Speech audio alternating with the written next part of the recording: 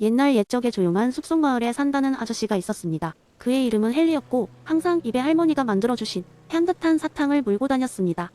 헨리는 표면적으로 봤을 땐 그냥 평범한 시골 사람처럼 보였지만 사실 그는 마을의 도덕 철학자였습니다. 무엇이 선인지 무엇이 악인지에 대해 끊임없이 고민하곤 했죠. 마을 사람들은 헨리에게 다가가 여러 가지 도덕적 딜레마에 대해 물어보곤 했습니다. 하루는 젊은 남자 리암이 헨리에게 찾아와 고민을 털어놓았습니다. 리암은 마을을 위해 무엇이든 희생할 수 있는 열정적인 젊은이였습니다. 그러나 그는 최근 두 가지 선택지 사이에서 갈등하고 있었습니다. 첫 번째 선택지는 마을 뒷산에 풍력 발전기를 설치하여 마을 전체에 전력을 공급하는 것이었고, 두 번째 선택지는 그 지역에 오랫동안 보존되어 온 작은 숲을 지키는 일이었습니다. 리암은 발전기의 설치로 마을이 받을 긍정적인 결과와 숲의 파괴 사이에서 갈등하고 있었던 것입니다. 리암의 이야기를 들은 헨리는 씩 웃으며 이렇게 말했습니다. 리암, 브나르드 윌리엄스라는 철학자가 있었어. 그가 강조한 것은 바로 너의 딜레마와 아주 잘 맞아떨어져. 그는 결과주의, 특히 공리주의가 항상 옳지 않다고 했지. 결과가 아무리 좋더라도 그 과정에서 너 자신이 누구인지 잃어버린다면 무슨 소용이 있겠어? 헨리는 잠시 멈춘 뒤 이렇게 덧붙였습니다. 내가 마을을 사랑하는 마음은 누구보다 잘 알겠어. 하지만 너 자신의 가치와 정체성을 잃으면 안 돼. 만약 숲을 지켜내는 것이 내가 정말 중요하다고 생각하는 가치라면 그것을 위해 싸워야 해. 내가 어떤 사람이 되고 싶은지, 그 선택이 내 인생에서 어떤 의미가 있는지를 고민해봐야 해. 리암은 잠시 고민하더니 고개를 끄덕였습니다. 결과만이 전부가 아니라는 것이군요. 제 자신이 중요하게 생각하는 것들을 돌아보겠습니다. 그리고 리암은 마을 사람들과 대화를 나누기 시작했습니다. 그는 결국 마을에서 함께 해결할 수 있는 방법을 찾아냈고, 발전기를 설치하는 대신 마을 전체가 에너지 절약을 몸소 실천하며 자연을 보호하는 캠페인을 벌였습니다. 결과적으로 마을 사람들은 리암이 했던 고민을 이해하고 그가 마을의 전통과 자연을 사랑하는 진정한 마음을 보았습니다.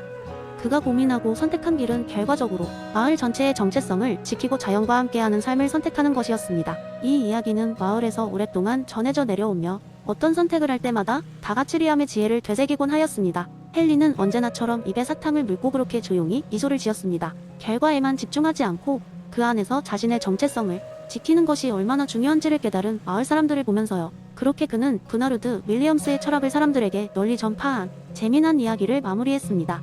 두 번째 이야기, 한 마을에 에픽이라는 이름이 한 남자가 있었습니다. 그는 에픽테토스의 철학을 깊이 연구한 후 마을 사람들에게 그 지혜를 나누어 주기로 결심했습니다. 에픽은 자신의 논리를 재미있고 생생하게 전달하기 위해 양과 늑대의 두 번째 만남이라는 이야기를 만들었습니다.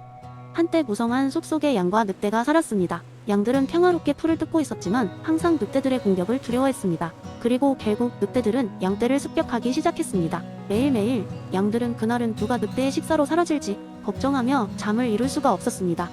어느 날 가장 현명한 양인 션은 동료 양들을 모아 에픽테토스의 철학을 소개했습니다. 션은 이렇게 말했습니다. 우리는 늑대가 언제 공격할지는 통제할 수 없지만 늑대의 위협을 어떻게 받아들이고 어떻게 대비할지는 통제할 수 있어. 우리가 통제할 수 있는 것은 우리의 마음과 행동이지. 그 말을 들은 양들은 처음에는 션의 말을 이해하기 어려웠습니다. 그러나 션은 앞으로의 날들을 어떻게 지혜롭게 보낼 수 있을지 제안했습니다.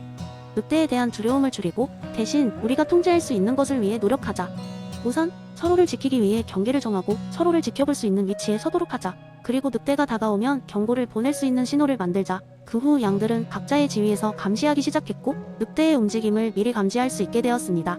그리하여 늑대가 나타날 때마다 빠르게 피할 수 있었습니다. 경고 신호와 더불어 양들은 서로 지원하며 강한 유대감을 쌓아갔습니다.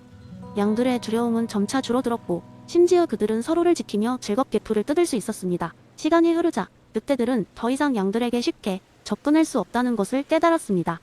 늑대들은 포기하고 이사하기로 결정했고 양들은 더 이상 늑대의 위협에 시달리지 않아도 되었습니다. 에픽의 이야기를 들은 마을 사람들은 웃음을 터뜨리며 고개를 끄덕였습니다. 그들은 각자의 삶에서도 이런 원칙을 적용하기 시작했습니다. 통제할 수 없는 외부의 문제에 얽매이기보다는 통제할 수 있는 내면의 평온에 집중했으며 그 결과 자신들의 삶에서 더욱 행복을 찾을 수 있게 되었습니다. 에픽은 마을 사람들에게 지혜를 전해준 날을 잊지 않았고 에픽테토스의 철학은 마을의 이야기와 삶에 그대로 녹아들어 있었습니다. 이야기가 전해질수록 마을 사람들은 통제할 수 있는 것과 통제할 수 없는 것을 구분하라 는 단순하지만 심오한 진리를 통해 더 큰 평온을 누리게 되었습니다. 세 번째 이야기, 한 마을에 에피라는 이름의 소년이 살았습니다. 에피는 순수한 마음을 가진 소년이었지만 마을 사람들은 그를 이상하게 여겼습니다. 왜냐하면 에피는 늘 쾌락주의자라고 자칭하며 다녔기 때문이죠. 사람들은 이것을 단순히 게으름이나 쾌락만을 추구하는 것으로 오해했습니다. 어느 날 에피는 마을 중앙시장을 지나가고 있었습니다. 시장 안은 사람들로 북적였고 여러 상인들은 자신의 상품을 팔기 위해 경쟁적으로 소리를 높였습니다. 에피는 복잡한 시장 속에서 조용히 미소를 지으며 걸어가고 있었죠. 그 모습을 발견한 한 상인이 그의 태도가 이상하게 여겨져 말을 걸었습니다. 에피, 너는 왜 항상 저렇게 한가롭게 다니느냐? 세상은 이렇게 복잡하고 할 일도 많은데 말이야. 에피는 다정한 미소를 지으며 대답했습니다. 나는 쾌락 추구를 통해 진정한 행복을 찾고 있을 뿐이에요. 상인은 이해할 수 없다는 표정을 지으며 물었습니다. 쾌락이라니? 너는 항상 일도 안 하고 그냥 쉬기만 하잖아. 그게 쾌락인가? 에피는 잠시 생각에 잠겼고 이내 천천히 말하기 시작했습니다. 여러분이 오해하고 있는 것 같아요. 제 쾌락주의는 단순히 감각적 즐거움이나 게으름을 의미하지 않아요. 에피쿠로스의 가르침을 따르면 진정한 쾌락은 고통이 없는 상태, 그리고 마음의 평안을 얻는 데 있습니다. 주변에 또 다른 사람들이 에피 말에 귀를 기울이기 시작했습니다. 그는 말을 이었습니다. 우리는 일상 속에서 많은 것들을 원하고 더 많은 것을 가지려고 하죠. 하지만 그렇게 얻어진 것들은 오히려 우리에게 고통을 가져다 줄 때가 많아요. 불필요한 욕망을 내려놓고 지금 있는 것에 감사하며 만족하는 것이 아타락시아, 즉 마음의 평온을 얻는 길입니다. 에피의 말에 마을 사람들은 숙연한 표정으로 생각에 잠겼습니다. 그때 지나가던 한 어르신이 그의 이야기를 듣고 다가와 말했습니다. 참 지혜로운 말이구나. 에피, 너의 나이가 어리다고 해서 우리가 배울 것이 없다고 생각했던 것이 부끄럽네. 어르신의 말에 에피는 환하게 웃었습니다. 각자 우리 내면의 평화를 찾는 방법은 다를 수 있어요. 제가 찾은 방법이 때로는 다른 사람들에게도 도움이 될 수 있기를 바라죠. 에피의 이야기는 점점 멀리 퍼져나갔고 마을 사람들은 종종 그에게 조언을 구하러 오곤 했습니다. 마을은 점점 더 따뜻한 분위기로 변했고 사람들은 작은 기쁨과 평화를 찾기 위해 불필요한 욕망을 내려놓는 연습을 시작했습니다. 에피는 그저 소박하게 살며 자신이 생각하는 진정한 쾌락을 몸소 실천하면서 사람들과 함께하는 시간들을 소중히 여겼습니다. 이렇게 에피는 사람들에게 진정한 쾌락주의의 의미를 전하며 마을에 마음의 평화를 가져다주는 중요한 역할을 해냈던 것입니다. 현실 속에서 에피쿠로스의 철학을 몸소 실현해 나간 에피의 이야기는 계속해서 전설처럼 전해졌고 사람들은 그를 기억하며 그 지혜를 마음속에 간직했습니다. 네 번째 이야기. 옛날 옛적 스피노자라는 철학자가 살던 마을이 있었습니다. 이 마을에는 앨리스라는 호기심 많은 소녀가 살고 있었죠. 앨리스는 별을 바라보며 우주는 어떻게 작동하는지, 자연의 모든 것이 어떻게 서로 연결되어 있는지 궁금해하곤 했습니다. 어느 날 앨리스는 우주가 어떻게 생겨났는지 알 수 있는 단서를 찾기 위해 숲으로 모험을 떠났습니다. 숲은 그녀에게 항상 미스터리한 장소였는데 그날은 특별한 무언가를 발견할 것 같은 예감이 들었기 때문입니다. 숲은 작은 나무들, 높이 솟아오른 고목들, 그리고 다양한 생물들로 가득 차 있었습니다.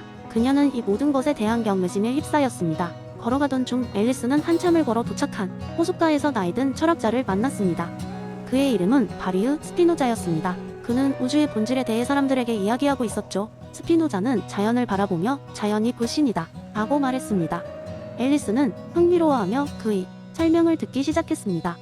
스피노자는 범실론을 소개하며 우주와 자연이 신의 무한한 속성을 드러낸다고 설명했습니다. 그는 자연 속 모든 것, 나무 한 그루부터 저 멀리 있는 별까지 모두가 신의 일부라고 했습니다. 신은 초월적인 존재가 아닙니다. 신은 자연 그 자체이며 우리가 보는 모든 것에 깃들어 있습니다. 라고 말했습니다. 앨리스는 그 말을 듣고 곰곰이 생각했습니다.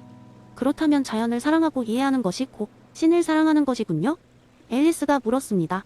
스피노자는 미소를 지으며 대답했습니다. 맞아요, 앨리스. 자연을 연구하고 이해하는 과정은 신의 속성을 알아보는 과정입니다. 자연의 놀라운 경이로움 속에서 우리는 신의 아름다움을 발견할 수 있죠. 앨리스는 그날 이후로 숲과 자연을 새롭게 바라보기 시작했습니다. 꽃이 피어나는 순간은 그녀에게 신의 창조력이 나타난 순간이었고 비가 오는 날에는 신의 부드러운 손길을 느낄 수 있었습니다. 그녀는 주변에서 일어나는 모든 자연 현상을 통해 신을 느끼며 자연을 더 깊이 이해하고자 하는 열망에 휩싸였습니다. 마을로 돌아온 앨리스는 친구들에게 스피노자와의 만남과 그의 범실론에 대해 이야기했습니다.